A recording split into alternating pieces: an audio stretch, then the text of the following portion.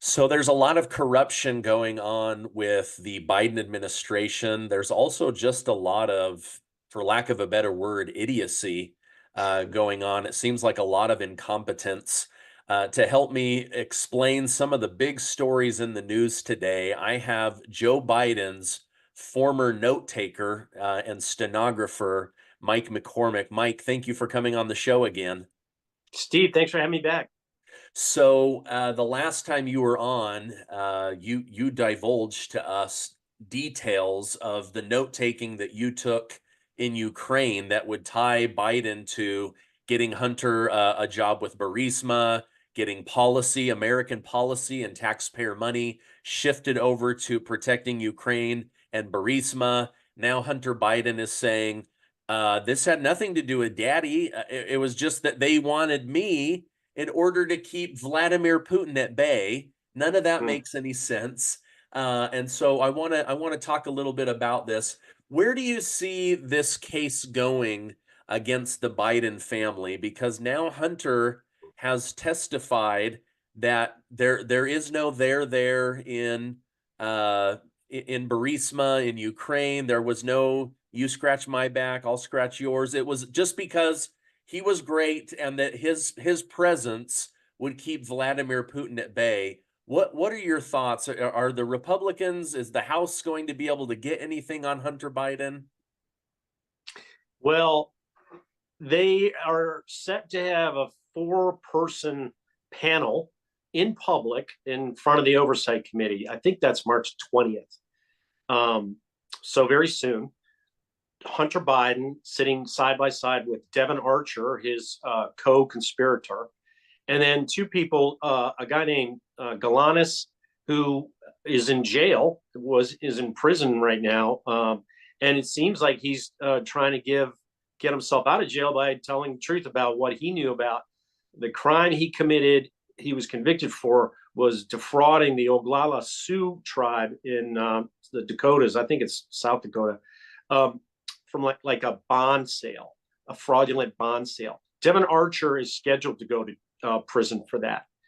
They both Galanis says Hunter Biden was part of it, and Devin Archer says he wasn't. But it looks like they're going to get a head-to-head confrontation. The other person is Tony Bobulinski, who Tony Bobulinski, who was part of a venture that Hunter and his dad did after Joe was out of office in 2017. And he's the guy who coined the phrase 10% for the big guy and confirmed it was an actual thing that they were going to do in this investment program they set up. So that's going to be a high visibility day there, and we'll see. How whether the Republicans can pull the truth out of Hunter and Devin Archer. They've done a pretty good job with some of the background questions they did in these interviews that weren't in public view. I've read the transcripts of both, and the Devin Archer transcript figures in my book. And then Hunter Biden's transcript just came out about 2 weeks ago. I read through that. There's a lot of stuff in there about Joe Biden. Hunter tries to divert attention away from him, but they just can't walk away from the fact that all throughout Hunter Biden's laptop is evidence that Joe Biden was hand in hand with him on many of these transactions with Burisma. Yeah, yeah, okay. Yeah, the thing that will be really interesting is you have Devin Archer who's going to jail for the Biden family and the crimes that they committed together. But then he's saying Biden isn't involved, Hunter isn't involved. It does make me speculate that is he maybe looking for a pardon later this year? Like, okay, I'm going to keep my lips zipped. Not going to sink, this ship because this ship can pull me out of jail in a few months. On the flip side, you have the other business partner, Tony Bobulinski, saying, oh, yeah, he was definitely involved. Right. Devin Archer's lying, Hunter's lying, Joe Biden's lying, and I've got the receipts, the cell phones, all of that. It'll be really interesting to see how that all shakes out over time. Yeah, Hunter Biden was very caustic in his remarks regarding Tony Bobulinski in his interview. Very nasty things to say about him. So we'll see, how he handles himself in public. I don't know how sternly questioned he's going to be. I hope some of these oversight committee people really hammer him in public, and we'll see what response he gets, if he even does. He may not show up. We don't know. I don't know if he's subpoenaed to do it or not, but he sort of dances around the subpoenas there, and so we'll see. Yeah, it'll be interesting. Okay, speaking of Democrats in office, over 57% of Democrats and many Democrats in the Senate and in the House are now publicly saying that if Donald J. Trump becomes president of the United States, meaning he wins the election, that they plan to, as a group, refuse to certify the election. They're not going to accept the electorates. They're not going to peacefully pass the transfer of power. They're going to do a coordinated block of democracy and the rule of law. Isn't this the exact stuff that they were accusing Trump of? And they're now coming out publicly saying that this is exactly what we're going to do to him. Yeah, yeah, and this has been sort of a badminton bird back and forth over the fence for years. I remember in 2016, in the summer of 2016, I was on Martha's Vineyard. We went to a background sort of a fundraiser that Obama did there, and they had a Q&A with the very wealthy donors there. It was a beautiful area, a beautiful household on the edge of this beautiful cliff. And the first question was about what happens, and this question would have been seeded into this. The host of the event would have been seated by some of Obama's top, lieutenants, kind of thing. Hey, you should ask this. She asked, what if Trump loses and the Trump followers don't accept his loss? Well, that's what they're talking about right now. What if Trump wins and we don't accept his win? Trump lost in 2020. They said, I don't agree with that. And he didn't accept it, and half the country hasn't accepted it.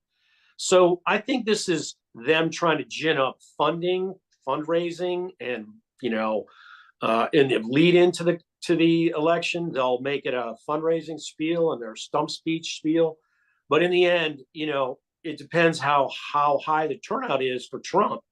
But as the polls are indicating, and who can trust the polls, if there's a really big surge for Trump, then the Democrats have to sit back and listen. That's what democracy is. That's what our system is. And I think they would have to. And who knows? They may be voted out, by they may lose their majorities in the Senate and lose even more in the House. So we'll see how the down ticket campaigns run. Yeah, it just always shocks me that it's like whatever they accuse people of, it's what they're doing. Like, Yeah. oh, look at Trump. He has all these documents. And then it turns out Biden has these documents. And, oh, look, Trump's in bed with Russia. And then it turns out they're in bed with Russia. We're not going to certify the election. Oh, Trump's not going to certify the election. Like, it's crazy to me that, if you really sit back and pay attention, whatever they're accusing the enemy of is exactly what they are trying to do. Wanted to get your take on this. This morning, the White House announced that they will vacate the Haiti embassy. There's a lot of turmoil going on over there. They had a president assassinated not long ago, and then they've got all this gang activity taking over their cities. However, there's a pattern. This is the fifth embassy that Biden has abandoned as president. Is our foreign influence and foreign policy in the toilet? And I have to ask, when is Biden going to vacate Washington, D.C.? He seems to be vacating everywhere else. Oh, we can only hope it's soon. Yeah, Joe Biden prided himself on his foreign policy stature all through his vice presidency. And he was the fix-it guy. And now everything's fallen apart. The five have been: Ukraine was evacuated, now Haiti, and then was it Beirut, and then Cyprus, I think recently. yes, and I think maybe Baghdad was one of them as well, Yes. or in Iraq. Yeah. Yeah. So, I mean, and Baghdad, I've been in that embassy with Biden. In 2011, we went there as they were winding down. That was a huge fortified embassy. To leave that was it's just bizarre that it's such a waste. His foreign policy is such a waste. It's horrific what's happening in Haiti. They've just emptied their prisons and who knows what's going on there. And it's like, what is Joe Biden doing to the world? Is he just letting the people out of their prisons and, paying terrorists in Iran to run rampant through the Middle East? It's awful. So the sooner we can get straight thinking, wise foreign policy leader back in the White House, the better. Yeah, I completely agree. Speaking of people emptying their prisons and sending up, we've got all these issues with Venezuela doing that, but just illegal immigration across the board from over 140 countries. They're flooding in. It does seem to be incredibly purposeful. I think Mm. anyone who says it's not purposeful is not paying attention, but illegal immigration has jumped to the number one concern of this particular upcoming election. Over the weekend, during an interview, Biden said he regretted during the State of the Union calling that young man an illegal. He shouldn't have called him that, but he didn't regret the fact that this American girl was killed by an illegal. I'm just wondering, what are your thoughts on the border situation? While you were a note taker, did you see anything, any kind of connections to South America or the southern border? Well, absolutely. There was a lot there. And, Joe Biden, back almost from the beginning of his vice presidency, was touting immigration as the secret sauce that made America great. He would tell that to, foreign leaders whenever he got his chance. We're an immigration. We've got to have immigration, a strong immigration policy. But they didn't. And so then he started doing some outreach into South America, Central America early on, and that what I thought at the time was to bolster his credentials with the Hispanic community. Well, it turns out what he was doing was setting up a cartel affiliated program. He was working with the cartel affiliated leadership in Honduras. The president of Honduras in 2014, a guy named Juan Orlando Hernandez, was just convicted in court in New York on Friday of cartel level drug trafficking, and he faces a 30-year prison.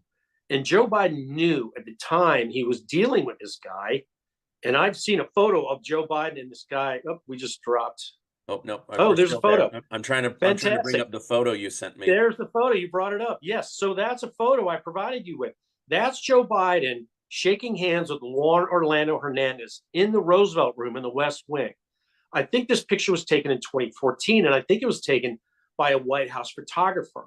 Nobody really gets to see this photo because I screenshotted it off Juan Orlando Hernandez's Twitter feed, his Twitter X feed, about several months ago, and I put it on Twitter, and then all of a sudden it got taken down. Well, the reason it was on his Twitter feed was because Joe Biden had arrested him and extradited him. And it seemed to me like this guy Orlando Hernandez wanted to remind Joe, "Hey, I've got this photo of you and me being buddies." So he's now been convicted. There's a photo out there of those two being buddies. Joe Biden gave this guy $500 million from 2014 to 2016.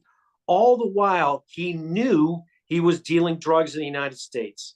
In 2014, the DEA had this guy's brother on electronic surveillance saying, yeah, we're going to deal drugs. We're working with the cartels. And the cartel they were working with was the Sinaloa cartel. It's recently come out in Peter Schweizer's book that one of Hunter Biden's business associates, is affiliated with the Chinese gang that runs fentanyl through the Sinaloa cartel into America by huge amounts. Well, was Joe Biden part of that connection? I mean, was he the reason that the Sinaloa cartel met up with Hunter's friend's friend? This is insidious. This is the treason that I put in my book. And there's a photo of it. That's Joe Biden standing there shaking this guy's hand, knowing at the time that he's a cartel affiliated drug dealer. And Joe gave our money to him. That's where all this drug trafficking and human trafficking has come through on our border. Joe Biden sold our border to the cartels, and he did it through the Alliance for Prosperity. Yeah, you mentioned, Mike, the first time that you came on, that when Biden went to Ukraine, he isn't greeted by the president of Ukraine. He's greeted by the mayor, who was secretly connected to Burisma, right? And then Right. now you have this former president of Honduras that he's given, $500 million to, that's now been arrested for cartel associated drug trafficking. And this guy is putting up on Twitter to remind Biden, hey, you owe me, or I've got dirt on you. It's that posturing that you talked about in Ukraine of Right. showing who's important, who has dirt, who you need to bow down to.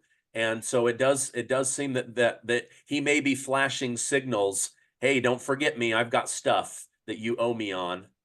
That's right. And, and it's real important. The details of that sort of terrible outcome are in my book. But it's important to understand that this arrest of this Juan Orlando Hernandez wouldn't have happened without President Trump.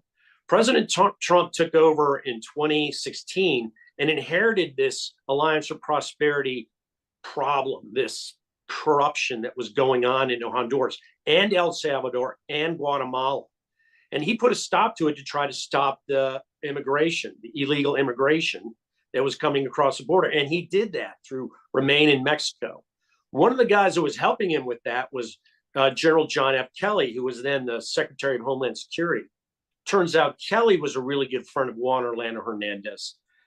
After the Republicans lost the House in 2018, and one of the wedge issues they lost on was the immigration, was the racism along the border that was dividing these families, with Trump trying to put up strong immigration, put up the wall. And so they came in and they took over the House. Well, within weeks of that election loss by the Republicans, Trump arrested Juan Orlando Hernandez's brother, Tony Hernandez. And the details of that arrest are what forced Biden to arrest Juan Orlando Hernandez last year. It was Trump who forced their hand with his arrest, finally, of this cartel-affiliated government process in Honduras in 2018. And we've been paying for it all along. And it's horrific what Joe Biden has done on our southern border with these cartel connections he has. Yeah, you said the Alliance for Prosperity. I just keep thinking, look how prosperous the cartel is. They're making Right. billions and billions and billions of dollars a year, more than like 99% of all American corporations. And who was feeding them the money? Former, Vice President Joe Biden. And now Right. just, turning a blind eye to it, where he now has the ability to say, I'm not associated with this, but it is association, because he's allowing it to happen and could shut this down at any time.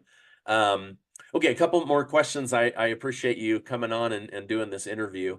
Why, in your estimation, why is Biden released of culpability and responsibility for taking top secret documents, while vice president and senator having zero protection, where Trump is now there like hardball, trying to get courts to put him in jail for 700 years? Why such a difference from the justice system?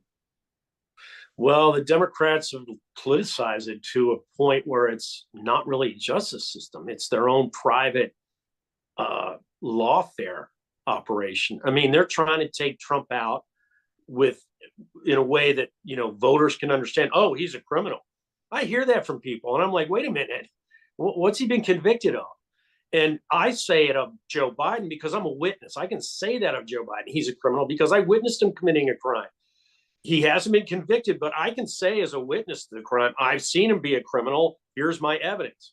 Well, they say it about Trump, and there's no evidence. There's evidence right now that Joe Biden committed a crime in this investigation that Herb put on, they gave him a pat on the head because he's an old man who's helpless. And then he goes out and goes on this ranting tirade in this State of the Union address, and everybody's, oh, he's fine, he's great. So it's just the most bizarre judicial system we have, judicial and investigative system, the FBI, the Department of Justice, the judges, the corruption that's there. Trump's fighting his way through it, and we all have to sort of wake up to it. I mean, we really do. This is the most important election we've ever seen, 2024. And, you know, our legal system is on the ballot, literally. And we have to vote right, or we'll be in trouble forever. I don't see it turning back. Yeah. Yeah. The thing that's a little bit confusing to me is Special Counsel Robert Hur says he's weak, he's mentally deficient, he has a poor memory. And then you see him give the State of the Union, and it looks like he's amped up on snorted Adderall. And he's just like angry and yelling. And he looked like somebody to me that could stand in front of a grand jury and face the music when it comes to those stolen documents. But I don't know. I'm just a guy here on the internet, you know. So right. Just in our final minutes here, tell me about your book, The Case to Impeach and Imprison Joe Biden. What are people going to learn reading that book?